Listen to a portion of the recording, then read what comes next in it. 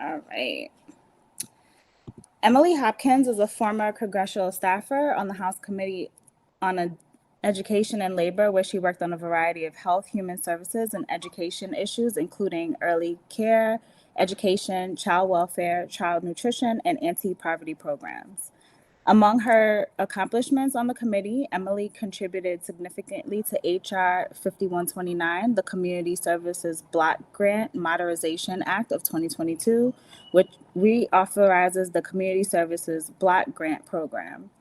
Prior to working in Congress, Emily was a Presidential Management Fellow in the Office of the Assistant Secretary for Planning and Evaluation at the U.S. Department of Health and Human Services.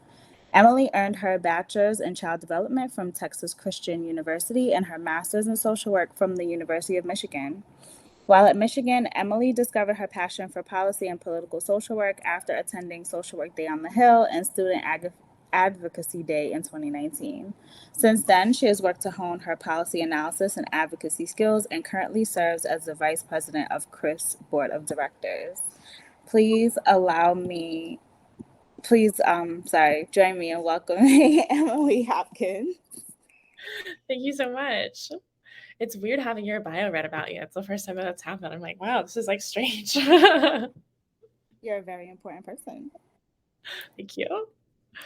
So yeah, thank you so much for having me. I'm not sure how this works, but yeah, as Alicia mentioned, I am a former staffer on a committee, and I think something that I would like to talk a little bit about is just kind of the structure of committees and how they're different from working in personal offices on the Hill, but we can save that for a little later.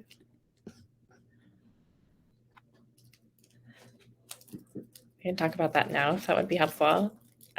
Great, yeah. So I was on the House Committee on Education and Labor, and their committees are, our committee was a little different. So most committees have subcommittees as well, and many committees are staffed by, like, each subcommittee has their own staff. The House Committee on Education and Labor was staffed by subject matter area. So we had a health team, a labor team, and an education team. So I think that was different than a lot of committees as well. And I really learned a lot when I was on committee about how the legislative process works and things like that. So when you want a bill to get passed, everything has to go through committee. So if you have a hearing first about the bill, and then you have to go through the markup process, or we call it the committee process, where that's when members introduce amendments to the bills, and we talk about everything. And then after it gets voted out of committee, then it can go to the floor, and that's a whole other process as well. So committees are very essential to getting legislation done. Through the committee process, you really work a lot with members' offices and advocates to get the legislation to a place where everyone kind of agrees on it and the content of the bill. And that's a lot of back and forth and really working with advocates. And then on committee staff, you're really considered kind of subject matter experts. I know in personal offices, it's kind of like inch deep, mile wide, where you just have so much breadth of knowledge that you're supposed to cover. On committees, you really are more focused in and honed in on issues. So I'm kind of consider a subject matter in early childhood and human services issue areas, which is, I really like being able to work on more issues that I care about instead of being able to work on pieces of lots of different things. And then I will also say that committees are technically bipartisan.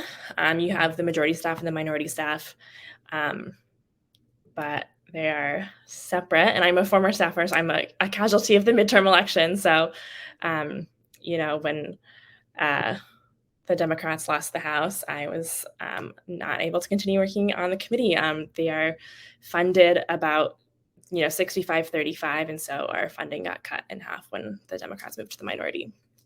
That's just an unfortunate part of politics.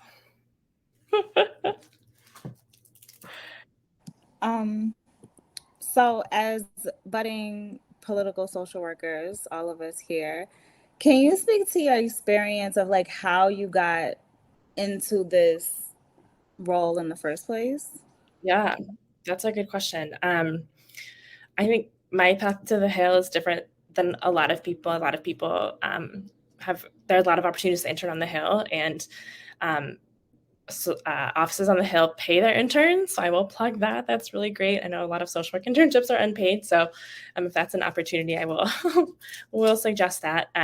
But after my MSW program, I was a Presidential Management Fellow, which is a leadership development program in the executive branch. It's kind of to get graduate students into government and kind of the next generation of leaders into the executive branch. And as part of that, you have to do it's a 2-year leadership program. You have to do a 4 to 6 month rotation to another office or agency, and you can work on the Hill. It has to be on a committee. It can't be a personal office because they want it to be as nonpartisan. The executive branch is very much a non-political government entity, whereas the legislative branch is very political. And that was kind of the way around that. So I had to be on a committee. So I did my detail through the fellowship on the House Committee on Education and Labor, and then I never left. I absolutely fell in love with it. It was a really great fit, I think, for my interest and skill set. And so just a little different. But I was doing a lot of informational interviews. I think people are always very happy to kind of talk to you and talk about their experiences and how they got there. And that's kind of what happened with me. I reached out to someone on the committee, and then I just kept bothering her until she hired me. So that was a good experience there. That's funny. My supervisor likes to call that professional harassment. It feels unnatural to me to just kind of be like, hey, hi, I'm still here. I'm relevant still. But yeah, you got to advocate for yourself. The Hill's a busy place. There's lots of people. So I love that. So in your bio, it talks about the Community Services Block Grant Modernization of 2022. Can you speak a little bit about what that is? Yeah, so the Community Services Block Grant has not been reauthorized for over 20 years. It's been a very long time. That it's an anti-poverty program that kind of works. It funds a lot of different things. So it funds everything from like health services to kind of housing services, employment services, things like that in communities through community action agencies. So they do a lot of really great work, and I think it aligns a lot with kind of social work values. And that was one of the very first things I worked on the Hill when I got there. It was going through the committee market process. So we got a lot of incoming from members in their offices, and during the committee process, members can kind of propose amendments of things they want to see changed, and markups usually take a couple hours. You go through the entire bill and all of the different amendments and what they would do. So a lot of my job in that was writing rebuttal talking points and kind of refuting. We on the committee had a really good relationship with our minority counterparts. That's not true in all cases, but it was helpful for us. We were able to kind of find out, hey, heads up, this is kind of what we think some of the amendments are going to be. And so we were able to help us prepare more for what the amendments were, because everything happens so fast. So the bills get introduced, and then you have basically an hour. All of the amendments go in. You have an hour until the markup happens. And so you have an hour to kind of get all your information together and refute kind of the other side. So it's a very fast process, all hands on deck. But it was great. And then it also I'm going to the floor as well in May 2022. And we passed the House, which was amazing. That sounds really cool and stressful. Very stressful. There's a question here in the chat. It says, can you speak about the difference in the type of work and advocacy on the Hill versus in an executive agency? Yeah. I really struggled working in the executive branch, and it was the office that I was in the office of the secretary. So I wasn't working directly with any programs, and I really struggled with that because I wanted to be more involved in kind of the work that was going on. And in my office, we always said you kind of have a 30,000-foot view over the different programs and how they work together. But we were just so far removed from the work that was actually happening in the program offices. So I really struggled with that. You're also responsive to the party in power. So I started my time in the executive branch under the Trump administration, and especially in the office of the secretary, we have a political appointee is in charge of our office. And so you're kind of at the whim of their goals and directions. They kind of set the strategic plan for the office. So that was challenging. And I think, a lot of people in my office were smart and kind of found ways to work within the system as best they could, and do what they felt was right by the people in the programs. But that was very difficult, and it's a very apolitical environment, except for your political leadership. We're not really allowed to talk about politics. We're not allowed to kind of put out anything that would be considered divisive or leaning towards one political viewpoint or another. And on the Hill, that's just very, very different. And so I think you can do a lot more advocacy work.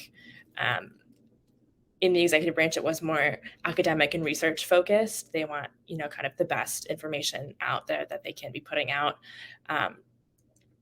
And the Hill is much more political focused, which is good. And then we work a lot with a lot of lobbyists, a lot of advocacy organizations. So it's just very, very different. We don't have the same FaceTime with groups in the executive branch that they have on the Hill. I don't know if that answered your question, Christian. I'm happy to clarify or speak more on that.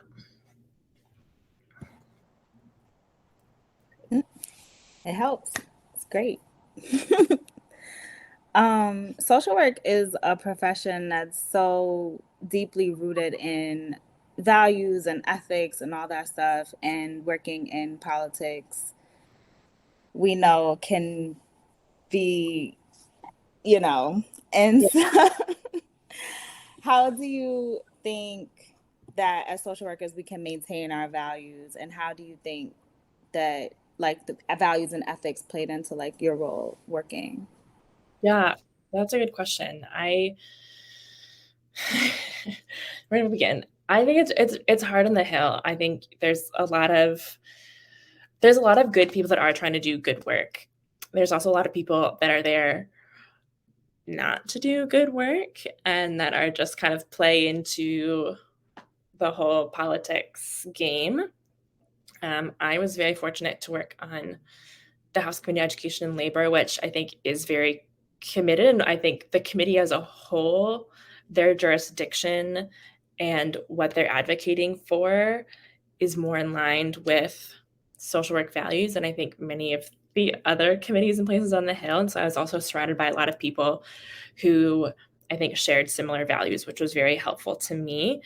I will say also now, as someone who is like still searching for a job in the Hill, it's where I would like to be eventually. I'm very particular about like which members I'm applying for, because I want to make sure that they are also doing good work and that they also do share social justice values. I think it's easy to kind of say one thing and then do something completely different.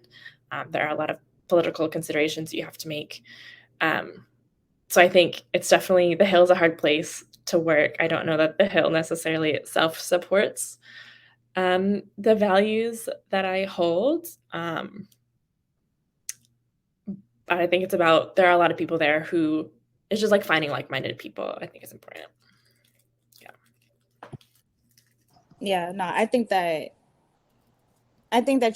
your response is heard, like when I was looking for my second year placement, I kind of went around and interviewed like a few city council people in my borough in Brooklyn, and it was, I'm not going to say that it was difficult, right? But it's finding the people who speak to your heart and who kind of are doing the things that you want to do.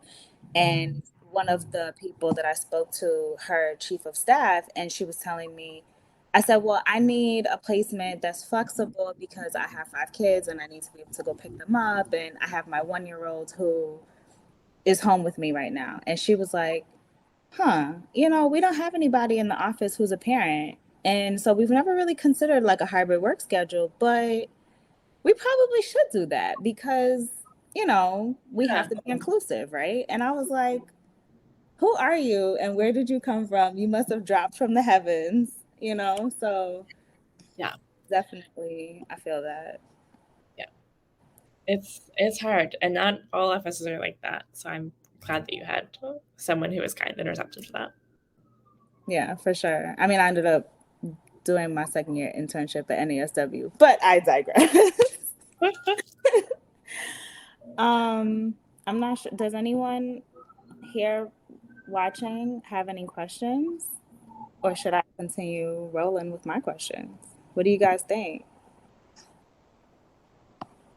Oh, Christian has another question. Without the PMF, what is another way to get into a staffer position? Yeah, that's a really great question. So a lot of offices do take interns. I think that's a really good way to kind of get your foot in the door in the first place. Um, Otherwise, applying for jobs, make yourself known. The Hill is very built on relationships. Relationships are everything. Really, that is your currency on the Hill. Um, I think it's also a lot about who you know, and I think that also ties into relationships. I've heard so many stories of people that are like, yeah, like things are different now than when I was there. The buildings are open now, so you can just go in and walk into members' offices. Um, just go, like drop off your resume, ask if they're hiring, like go try to build a relationship, set up a meeting, make yourself known. I think they can always use people and need help. I think there's also a lot of entry level positions that are great, a good way to start, like staff assistant positions or legislative aides. Um, there's options, but it's a lot about networking and building relationships, and that was something that was really hard for me. I think, as a social worker, like I'm very like people centered and like outgoing and focused. Um, so I like talking to people, but for me, it's unnatural to kind of like promote myself, and that's something that I really struggled with. But that's really how you meet people and get them to focus on you. Like even to get my rotation through the PMF program, like I had to contact them time and time again. Like I would set up an informational interview. That's another good way to build relationships through informational interviews. Um, just make yourself known and stay relevant, like be persistent.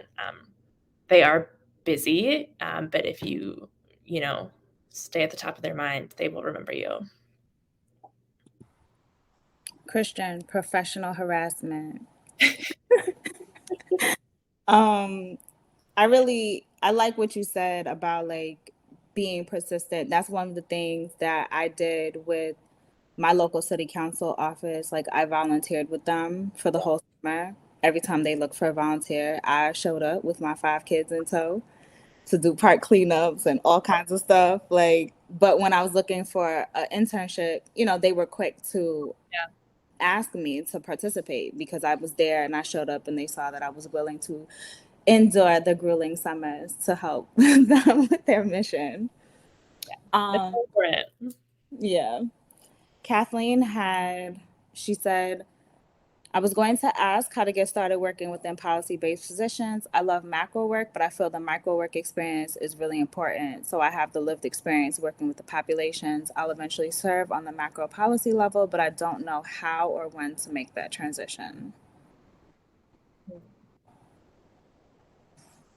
As far as like career transitioning, I guess that's not career, but like, when do you know like when it's time to make a pivot in terms of your current role and like switching to another role? Yeah, that's a tough question. I know that I really struggled with the decision when I decided to move from the executive branch, which is a pretty stable, secure job, to the legislative branch. I had a lot of people that I trusted who I could go to for help, one of them being the keynote speaker this morning, Professor Justin Hodge. He's been a really great mentor for me. And I've heard other stories from similar, BSW, MSW students kind of finding that trusted professor or mentor who can kind of help. Um, bounce ideas off of you. I think the big thing for me was, I feel like I never know how to explain this to people. Like, I'm a very, like, I go with my intuition and my gut, and it felt like a good decision for me personally, career-wise, to make that job transition. I was not expecting to be offered a job in the Hill, so it's not something that I was really even considering at the time.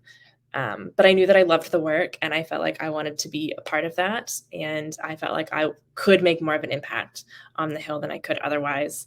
I think, I also had another mentor who kind of just said, you have to take the job. Like, the door is open. Like, now is just the time to do it. Um, these jobs are hard to come by, and I just kind of would have felt stupid turning it down a little bit. But it was very difficult. It was a hard decision to make, and I think this is a probably non-helpful answer, Katie. You just kind of have to do what is best for you. I mean, I joined the Hill during an election year, and now I don't have a job. So, it's not a stable career path always, especially on the Hill. But that's just part of the nature of the game. Christian has another question. And he said, what is the typical pay grade scale for MSW in a Hill position? And Kathleen said your response was helpful. I'm glad. So I don't know that I have the most helpful answer in terms of pay scales. I think the Hill generally does not pay very well. I was on a committee, and the committees pay a little bit more. So full transparency, I was making about 75,000 on the committee. I had to ask for that. They offered me a little bit less, and I asked for a little bit more. I think it helps having a master's degree and having some experience. I think a lot of people on the Hill kind of start out as interns and work their way up. So a lot of people don't have advanced degrees, and I think that definitely helps make an argument for having more pay. I think a lot of people working in personal offices kind of make anywhere in like the 50, 60,000 range. And then as you move up, you can make more. But I know that cost of living in DC is very high. So a lot of that is a struggle. And it can be for a lot of people. To kind of follow up on that, in terms of marketing yourself and negotiation, like how do you market yourself when you're going to apply for some of these jobs? I know you're in the middle of like looking for something else. So what does that look like? I don't have the answers. I've had people ask me what I want to be making, and I think probably the number I'm telling them is too high, but I think it's the number that I feel like I can't accept less than. And I'm sure that number looks different for everybody. But I don't know. Having the money conversations, it's hard. And I think they don't teach us that enough as social workers of how to kind of ask for that and how to have that conversation. I think something that helped me was saying this is what I was making before. And I do have a master's degree. I think that was another helpful selling point of like kind of why they should give me more salary. It's hard. I definitely think it is hard, especially because as social workers, sometimes we receive these messages, right, that like, you're doing good work. Yeah. And so with good work means that you should take less pay. But, Yeah. Social workers also have to live. I was just reading an article recently saying that a lot of social workers were receiving the same benefits that they were helping to connect their clients to. And so I'm like, can you imagine standing in line for a food pantry and then your client is three people behind you? You know what I mean? Like, what does that look like? Like, how does that make you feel? And so one of the things that NASW New York State has been advocating for is higher social worker salaries this legislative cycle. So fingers crossed that gets passed, at least in New York State. That's really great. Yeah, I know there's always stories out coming in the news about people who like Hill staffers who are on public assistance because they aren't paid enough. There's a lot of really great, there's a really great Instagram account who talks about this. I don't have my phone on me right now. Oh, it's called Dear White Staffers. They are really great about talking about pay transparency in Hill offices. They talk about unionizing. They talk about different members and what they're like to work for. And so that's a really great, useful account when it comes to like sharing experiences and like building consensus in the Hill. Yeah, my friend, she works for the Amsterdam News, and she was showing me the Instagram and some of the like working conditions of Yeah, like the rooms of like lunch rooms and things like that that people are experiencing. And some of it is really horrific. it is. And To, the Hill is so unique because it's, you know, 435 members, and each one is their own individual entity. So they're all run differently based upon that member's preferences. And it's hard when it's not all kind of governed by the same system. They all set their own rules. right. Yeah. Kathleen had another question. Are the bureaucratic pay grades on the Hill?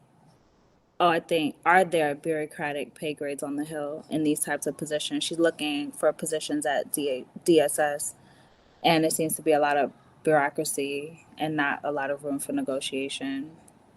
Yeah. I think it really depends.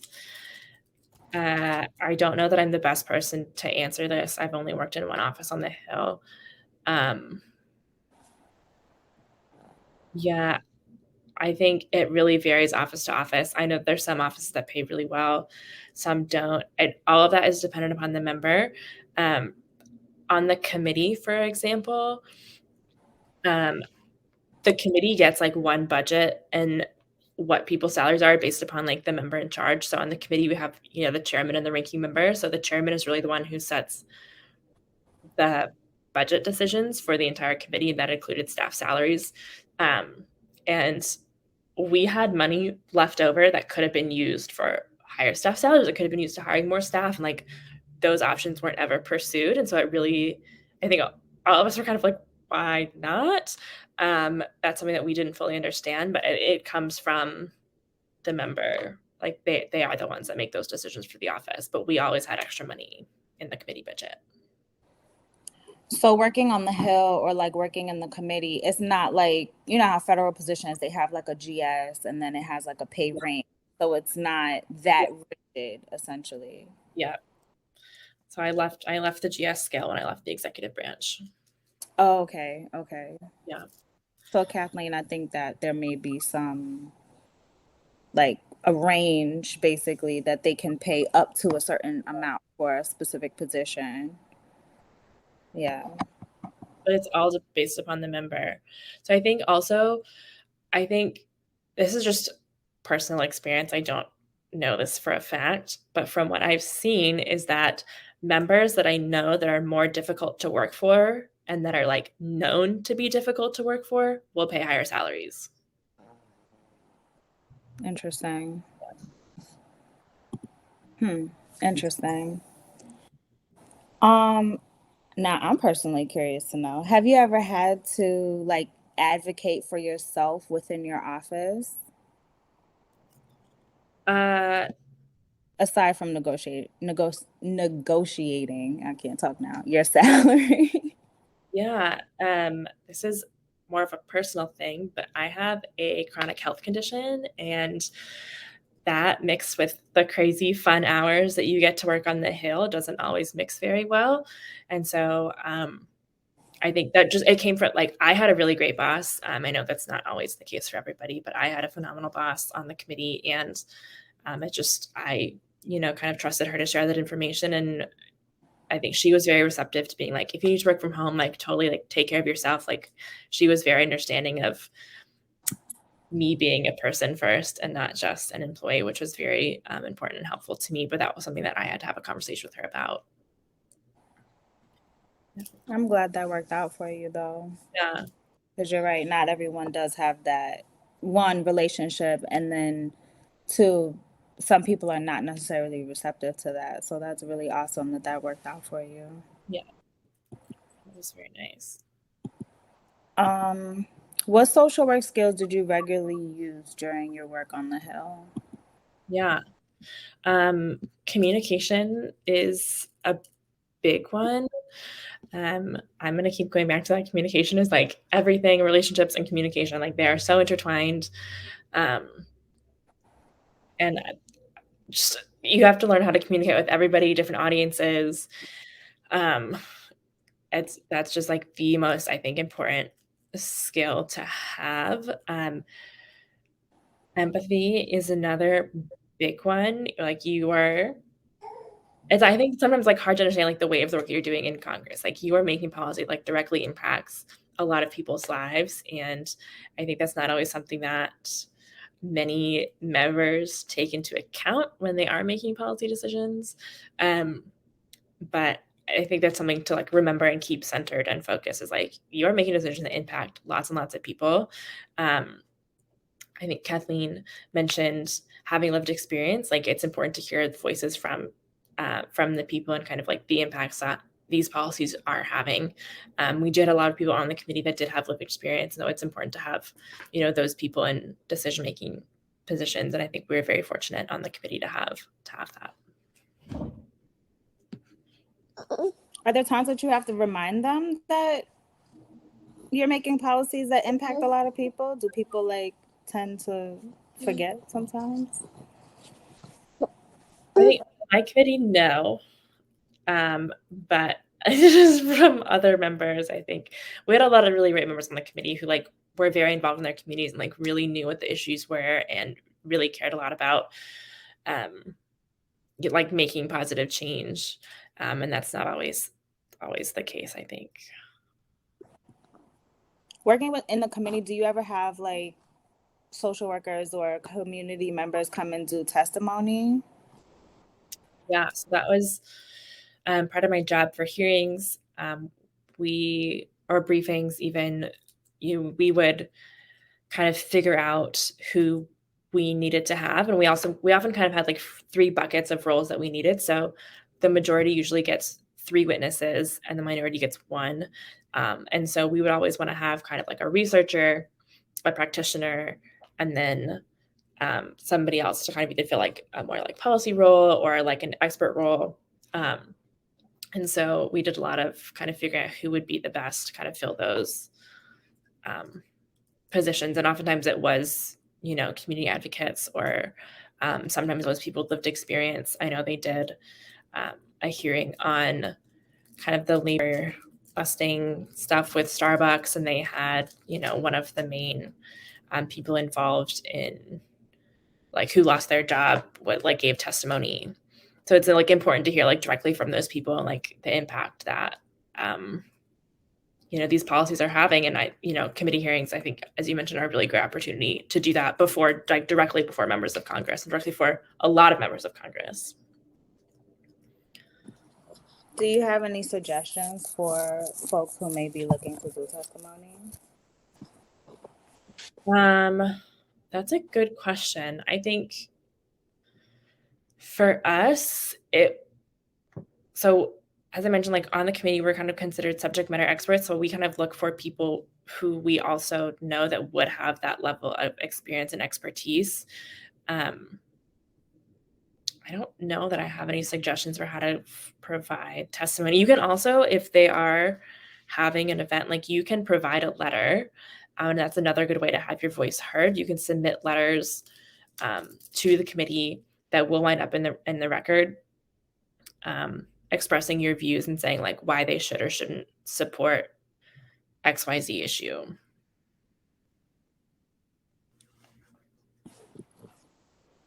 Yeah, that's interesting. We were supposed to do a testimony on mandated reporting, and one of the professors at the school was trying to get like 50 social workers to go up to City Hall and provide testimony. I was like, wow, we're going to be there all day. And she was like, yep, so make sure you clear your schedule. But it ended up getting postponed. due to Oh. unforeseen circumstances. But um, But yeah, it's written testimony. Like you can always write things and submit them.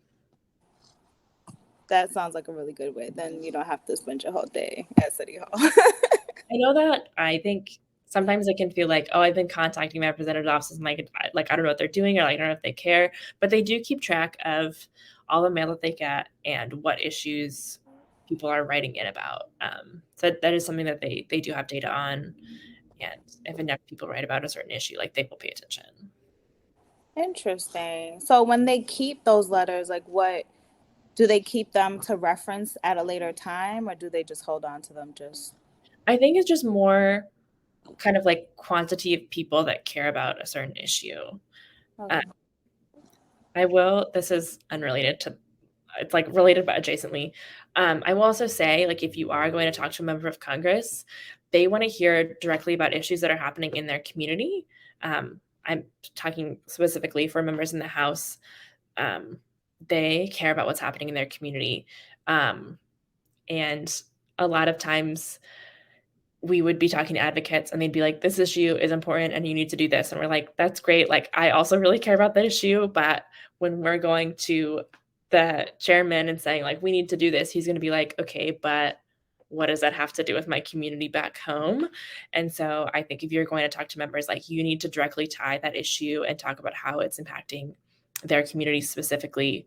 Um, I, the House committee was chaired by Bobby Scott, who's from Virginia's 3rd District, which is kind of the Norfolk area, Virginia Beach. And there was a young woman, girl, child who was killed by her foster parent. And when we were doing the Child Abuse Protection and Treatment Act, CAPTA, as a lot of people kind of know it as that acronym, we were trying to get that passed through Congress last year, and there was a portion of that bill that Chairman Bobby Scott really championed because that he had this direct connection to this like story that happened in his district. And so like every time like we were negotiating, people kept wanting to take out this provision, and we were like, no, like this needs to stay in because this is like one of his priorities. So just kind of finding things and pieces that tie directly to the member's district is important. Yeah, well, you just kind of answered one of my questions. So that's awesome. We have like 6 more minutes. So I just wanted to know, like, you talked about, the provisions and drafting those, like the role of language. I feel like we live in an interesting time now where like language is policed in a way, for lack of a better term. So what does that look like on the Hill? Like how is language taken into account? Yeah, that's a good question. So I think a lot of that has to do with the member and what they're comfortable with. A lot of them have communications teams, and when you're putting out statements, it goes, they often ask the experts to kind of write the statement, and then the comms team will change the language and make it sound to be in the member's voice, but also either like ramp up or kind of like water down the statement based upon how progressive or not progressive they are. So I think that really is member dependent. The other example I wanted to give was when we're drafting legislative text. I can only speak from my experience on the committee, but there were times when we were working with our minority counterparts to get language done, and that is honestly what held up CAPTA, was we couldn't agree on language. And you go back and forth until everyone kind of agrees on something, and there are certain words that are like super triggering for the Republican Party that they just like don't want in the bills, and they're words that we think that are important to use. So it's hard negotiating those things and kind of finding out what is acceptable to everyone while still maintaining your intent and not kind of changing the meaning of it. So it's definitely very important. Something that is often a struggle and something that can kill entire bills, unfortunately.